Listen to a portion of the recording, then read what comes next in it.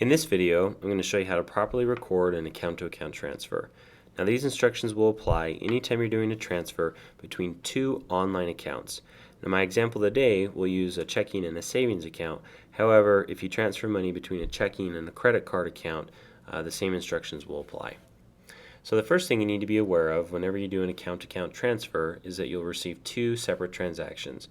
One will be a record of the money leaving the account, in this case the checking, and the other will be a record of the money going into the account, in this case the savings. Now, although it doesn't matter which one we start with, I'm going to go ahead and take the transaction from checking. All I do is simply drag it down to the accounts window and drop it on the correct account.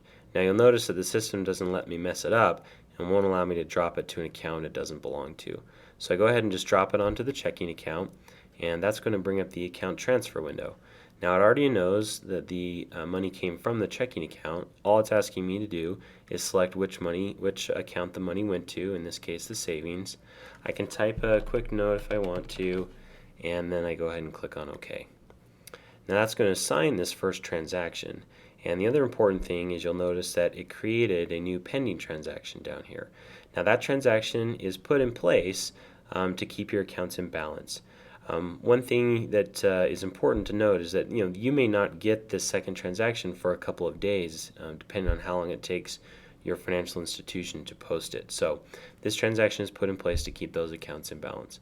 Once you do download the second half of this transaction, all we need to do is simply match them up. And to do that, we simply click on both transactions so they're highlighted, and then click the match button. That's going to assign the transactions, and that's all there is to it. We've now successfully recorded an account-to-account transfer.